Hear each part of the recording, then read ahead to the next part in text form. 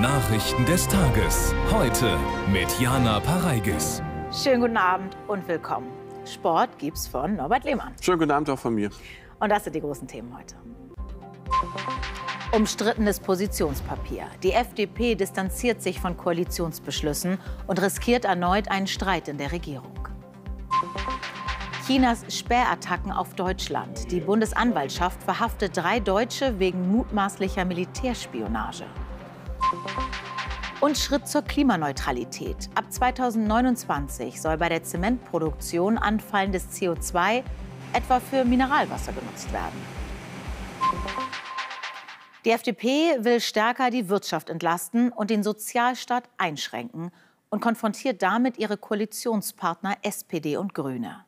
Das FDP-Präsidium verabschiedete heute einen Beschluss mit 12 Punkten, unter anderem diesen. Der Entwurf sieht etwa Verschärfungen beim Bürgergeld vor. Wer zumutbare Arbeit ablehnt, dem sollen die Leistungen sofort um 30% gekürzt werden. Zudem wird ein Ende der abschlagsfreien Rente mit 63 gefordert und eine schrittweise Abschaffung der staatlichen Förderung von Wind- und Solarenergie. Tim Kröger.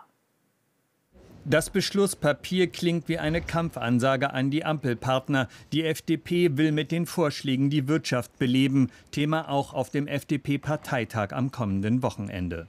Ich bin mir darüber im Klaren, dass der ein oder andere Koalitionspartner womöglich diese Position nicht auf Anhieb nachvollziehen kann. Aber nichtsdestotrotz, die Lage ist so, wie die Lage nun mal ist. Wir werden natürlich auch ganz klar innerhalb der Koalition uns dafür stark machen, dass diese Dinge umgesetzt werden. Die Welt habe sich seit dem Koalitionsvertrag verändert. Ukraine-Krieg, Inflation, Zinsentwicklung. Kritik kommt von der SPD. Bundesarbeitsminister Hubertus Heil erteilt mehreren Punkten des Papiers eine Absage. Wenn es wirklich um Wirtschaftskompetenz geht, ist der Abbau von Arbeitnehmerrechten oder das Kürzen von Renten keine gute Idee. Hat mit Wirtschaftskompetenz wenig zu tun. Aber ich sehe das ganz gelassen. Ich halte das auch eher für Parteitagsfolklore bei der FDP, denn das wird ja nicht Wirklichkeit werden in der Regierungskoalition. Die Grünen hingegen halten sich mit Kritik zurück. Die Koalition arbeitet und das wird nicht sich ändern, weil es Parteitagsbeschlüsse gibt. Wenn es so wäre, können wir das Arbeiten einstellen, machen wir nicht.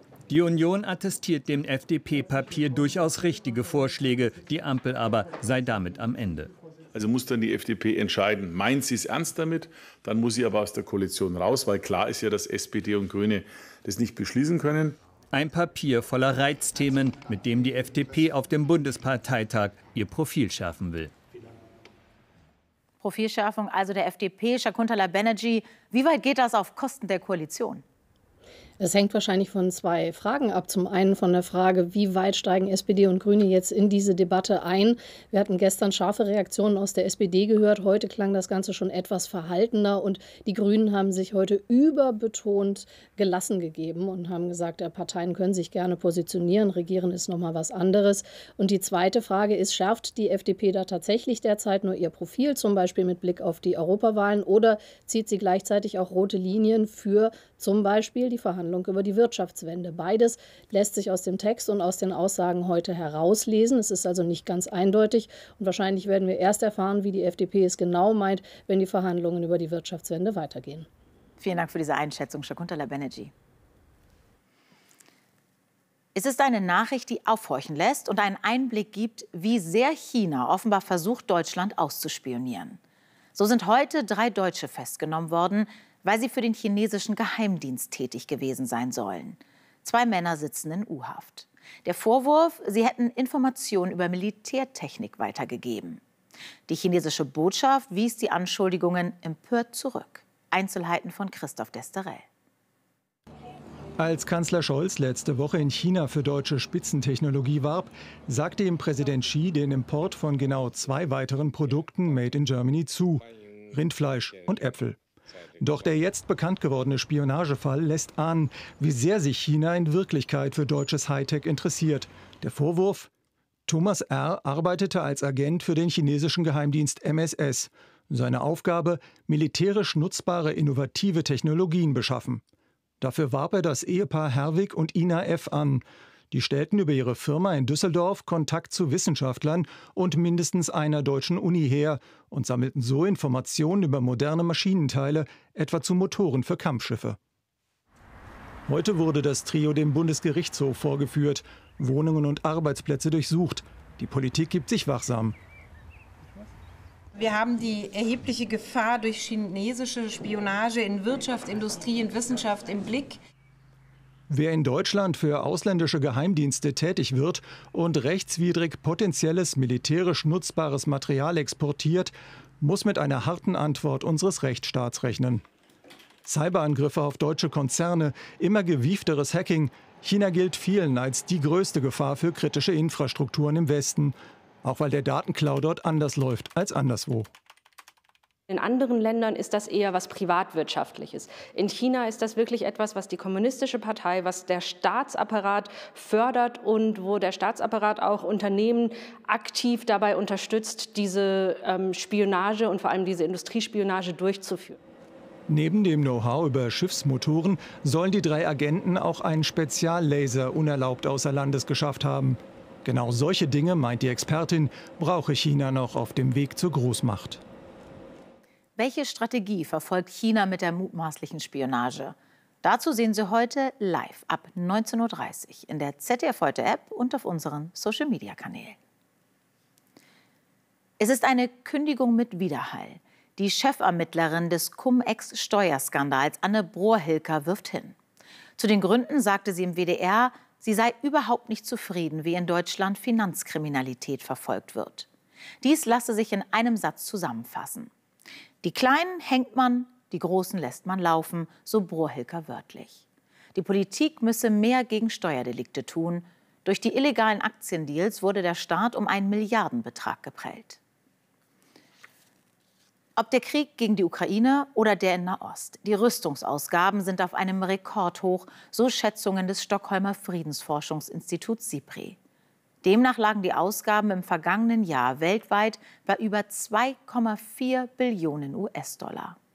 Kein Land gab so viel für Militär aus wie die USA, gefolgt von China und Russland. Deutschland liegt auf Platz 7. Um Rüstungsgüter geht es heute auch bei einem Krisentreffen der EU-Außen- und Verteidigungsministerinnen und Minister. Die Frage ist, wie die Ukraine noch stärker militärisch unterstützt werden kann. Florian Neuhan berichtet. Sie hatten sich zu einer Krisensitzung verabredet, doch erstmal ist die Stimmung in Luxemburg heute gelöster als sonst. Europa und die Ukraine können schließlich wieder auf die Hilfe der USA zählen. Das ist nicht nur ein guter und wichtiger Moment für die Ukraine, sondern das ist auch ein wichtiger Moment für die Sicherung der europäischen Friedensordnung.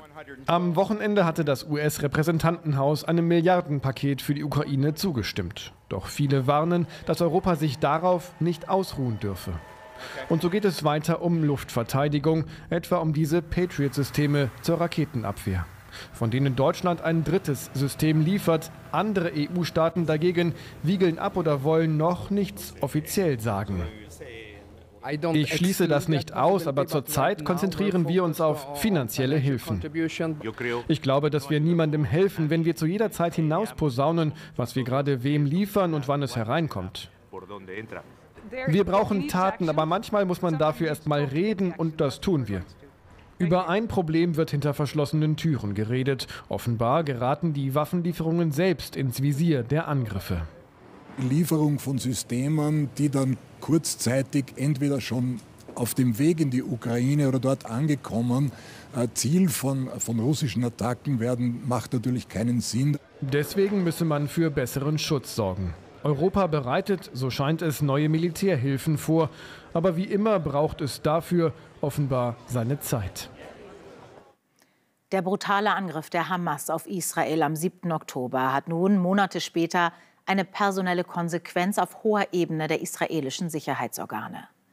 Der Chef des Militärgeheimdienstes tritt zurück. Er trage Versäumnisse seiner Behörde seit dem Schwarzen Tag mit sich herum, erklärte Aharon Haliva. Gleichzeitig feiert das Land das jüdische Pessachfest im Zeichen der noch immer verschleppten Geiseln. Aus Israel Henriette de Maizière. Inbal Reich deckt die Festtagstafel ein für Pessach. Gemeinsam mit anderen Evakuierten aus ihrem Kibbuz Be'eri begeht sie den heutigen Abend in Tel Aviv. Die Plätze der noch immer verschleppten 11 Geiseln allein aus ihrer Kommune bleiben symbolisch leer.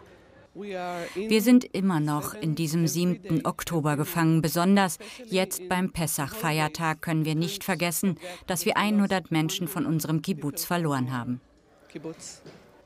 Insgesamt 133 Geiseln befinden sich nach wie vor in den Händen der Hamas. Premier Netanyahus Pessach-Botschaft in Richtung Hamas gestern eindeutig.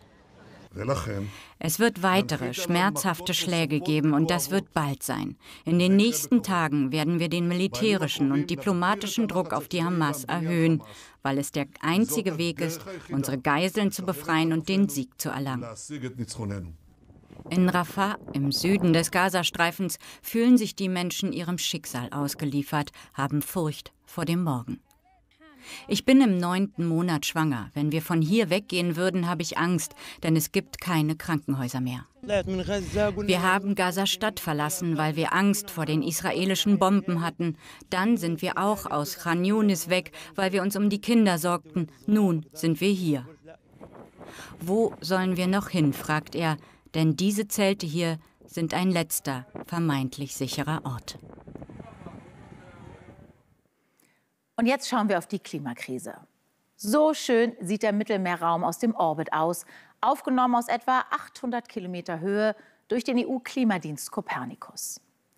Eine ganze Reihe dieser Spezialsatelliten kann die zunehmenden Extremwetterereignisse immer exakter erfassen, genau wie Algenwachstum, Waldbestände oder Treibhausgase. Zusammen mit alarmierenden Temperaturdaten vom Boden steht fest, 2023 wurden zum Beispiel am Mittelmeer so viele extreme Hitzestressttage gezählt wie noch nie. Mehr von Marc Hugo und Inga Rabe. Für Lena Lautwein wird inzwischen jeder Sommer zur Qual. Sie hat Multiple Sklerose. Normalerweise ist sie in ihrem Alltag nur wenig eingeschränkt, aber die Hitze verstärkt ihre Krankheitssymptome. Also ab 25 Grad wird es tatsächlich schwierig für mich. Dann fange ich schon so ein bisschen an zu leiden. Und ab 30 Grad ziehe ich mich tatsächlich wirklich nur in meine abgedunkelte Wohnung zurück. Die Klimaerwärmung wird für chronisch Kranke und Ältere immer mehr zum Risiko. So stieg in den letzten 20 Jahren mit den Temperaturen auch die hitzebedingte Sterberate um 30%. Hitze einerseits, extremer Regen andererseits. Vor allem ab Herbst Hochwasser an vielen Flüssen. Der Norden Europas war deutlich zu nass und damit aber auch der Norden Deutschlands.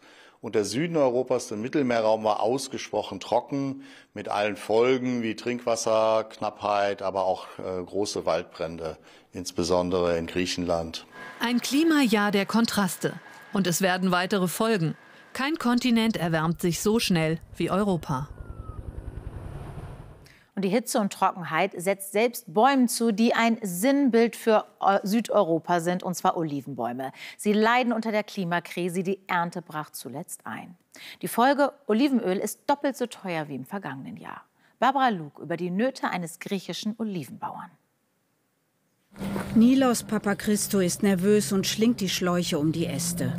Die alten Olivenbäume brauchen viel Fürsorge, aber das verdammte Wetter spielt einfach nicht mehr mit. Wie das die Ernte berührt? Es ist dramatisch, tragisch. Ich kann das mit Worten überhaupt nicht beschreiben. In den letzten Jahren erleben wir eine wirklich totale Veränderung des Wetters. Vor ein paar Jahren produzierte Nilos noch rund 8000 Liter Öl pro Saison, letztes Jahr nur noch 700. Zu wenig Regen, zu viel Trockenheit. Deshalb bewässert er seine Olivenhaine jetzt künstlich, aber es reicht nicht. Wir befürchten, dass die Bäume dieses Jahr so unter Stress stehen, dass sie, um sich selbst zu retten, etwas sehr Natürliches tun. Sie werden die Früchte abwerfen, um alleine ohne sie zu überleben. In Griechenland, wo sich die knorrigen Bäume wie ein Netz über die Hügel ziehen, hat sich die Ölproduktion in den letzten 2 Jahren deshalb fast halbiert. Überall kämpfen sie mit steigenden Preisen für ihr liebstes Produkt. Was sollen wir denn sonst nehmen? Öl ist essentiell. Letztes Jahr hat es noch 3 Euro gekostet und jetzt 15 oder mehr. Das ist unhaltbar. Und deshalb gibt Nilos nicht auf und wässert seine Bäume weiter und weiter und weiter. Deutschland will bis 2045 klimaneutral werden. Das ist besonders für einige Industriezweige eine Mammutaufgabe. Bei der Herstellung von Zement werden riesige Mengen Kohlendioxid freigesetzt.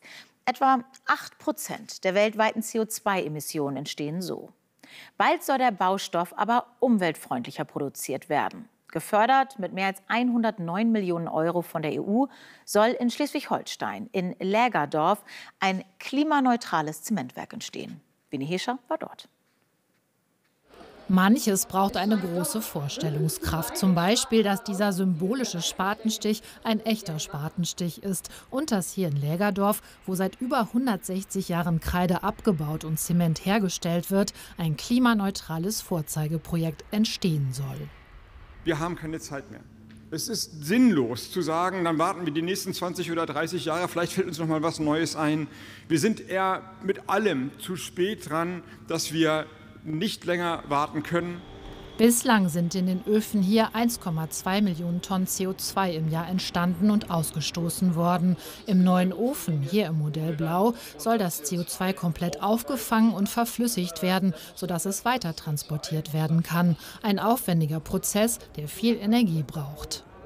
Ob man am Ende wirklich von 100% Klimaneutralität sprechen kann, das wird man im Ergebnis schauen müssen, denn da hängt ja natürlich viel mehr dran. Da hängt zum Beispiel auch der Transport dran. Wie gelangt am Ende das Endprodukt von A nach B? Ja, das sind Sachen, die wird man am Ende mit einpreisen müssen. Aber wir blicken dem eigentlich sehr positiv entgegen. Die Infrastruktur für den Transport zu anderen Raffinerien steht noch nicht, aber die Idee, was aus dem Kohlenstoff werden soll. Unser CO2 ist eine Möglichkeit, das in die Chemie zu geben und daraus wieder neue Produkte wie Zahnbürsten, Schuhe und dergleichen herzustellen. Bis 2028 soll das Projekt stehen. Ohne Risiko ist es nicht. Noch sind nicht mal alle Baugenehmigungen erteilt. Bundespräsident Steinmeier ist in die Türkei gereist und hat dort die Lebensleistung türkischer Migrantinnen und Migranten in Deutschland gewürdigt. Die Millionen Geschichten türkisch-deutscher Einwanderer seien Teil der deutschen Geschichte, sagte Steinmeier am Bahnhof Skirgeci in Istanbul. Von dort waren in den 60er Jahren Hunderttausende Menschen als sogenannte Gastarbeiter nach Deutschland aufgebrochen. Am Mittwoch will Steinmeier auch Staatspräsident Erdogan treffen. Die Jury steht, der Prozess beginnt. Der frühere US-Präsident Trump bekam heute vor einem New Yorker Geschworenengericht zu hören, was ihm die Staatsanwaltschaft im ersten der Strafprozesse gegen ihn vorwirft. Ein kriminelles Komplott, um mit manipulierten Geschäftsunterlagen einen Sexskandal mitten im Wahlkampf 2016 unter den Teppich zu kehren. Trump, der in den nächsten Wochen meist persönlich erscheinen muss, sprach vor dem Gerichtssaal erneut von einer Verschwörung. Sein Verteidiger im Gerichtssaal von legalen Geschäftspraktiken. Der Frühling bleibt versteckt hinter dicken Wolken, Schneestauern und Polarluft. Und die Kälte bedroht auch die Ernte der Obstbäuerinnen und Obstbauern, weil gerade viele Bäume blühen. Jetzt hoffen einige auf den physikalischen Effekt der Frostbewässerung und beregnen ihre Plantagen. Wenn das Wasser friert, gibt es die sogenannte Erstarrungswärme ab. Das soll die Blüten bei 0 Grad halten. Und jetzt kommen wir zur Fußball-Bundesliga, Norbert. Der neue deutsche Meister aus Leverkusen bleibt unbesiegt. Ja, und das seit jetzt 45 Pflichtspielen in Folge. Dabei war der BVB gestern Abend haarscharf dran, diese Rekordserie zu beenden. Führte bis zur 7. Minute der Nachspielzeit mit 1:0. Aber dann schlug Last-Minute-Kusen wieder zu. Verlieren ist einfach nicht vorgesehen, egal gegen wen. Bayer hat wieder die Niederlage verhindert. So stehen in der Bundesliga-Tabelle 5 Unentschieden und immer noch keine Niederlage. Bis zum Schluss geben wir nie auf und ich glaube, das sieht man auch an jedem Spieler. Natürlich war es heute ein Kampf. Leverkusen zeigt trotz gesicherter Meisterschaft von Beginn an Torlust. Doch dann ist es überraschend der BVB, der trifft. Füllkrug durchbricht die beste Abwehr der Liga, Tor und Führung in der 81. Minute. Alonso reagiert und wechselt. Und dann ist es diese Ecke in der 7. Minute der Nachspielzeit, die zum kaum zu glauben wieder nicht verloren führt. Josip Stanisic mit dem Ausgleich für den deutschen Meister. Alle Highlights, alle Tore dieses 30. Spieltags zu sehen bei zdfheute.de und in der ZDF Heute App. Ja, und noch eine BVB-Personalie. Lars Ricken, Champions-League-Sieger von 1997, wird überraschend neuer Geschäftsführer Sport bei der Borussia. Und ein Ex-Dortmunder war es, der gestern im Clasico zwischen Real Madrid und dem FC Barcelona das entscheidende Tor schoss, kurz vor Spielende. Jude Bellingham mit dem 3:2 in einem fantastischen Fußballmatch. Er ist der Albtraum Barcelonas. Wie schon im Hinspiel entscheidet Jude Bellingham die Partie mit seinem Tor, das 3:2. Barcelona legt dem Clasico vor. Christensen mit dem 1:0 nach nur 6 Minuten. Wenig später Foul-Elfmeter Madrid, Vinicius Junior zum Ausgleich. Und gäbe es in Spaniens Liga die Torlinientechnologie, wäre das vielleicht schon das 2:1 durch Yamal gewesen. Das fällt aber dann regulär in der zweiten Hälfte. Fermin Lopez staubt ab. Madrid schlägt zurück. Erst zum 2:2 durch Vázquez, dann das 3:2 von Bellingham. Die Meisterschaft für Real jetzt greifbar nahe. Ja, und Madrid jetzt mit 11 Punkten Vorsprung auf den Tabellenzweiten Barcelona. Dankeschön, Norbert. Die kommende Nacht wird fast überall eisig kalt. Mehr dazu gleich beim Wetter von Östin Terli. Das Heute-Journal können Sie um 21:45 Uhr mit Marietta Slomka und einem Interview mit Bundesfinanzminister Lindner sehen. Tschüss.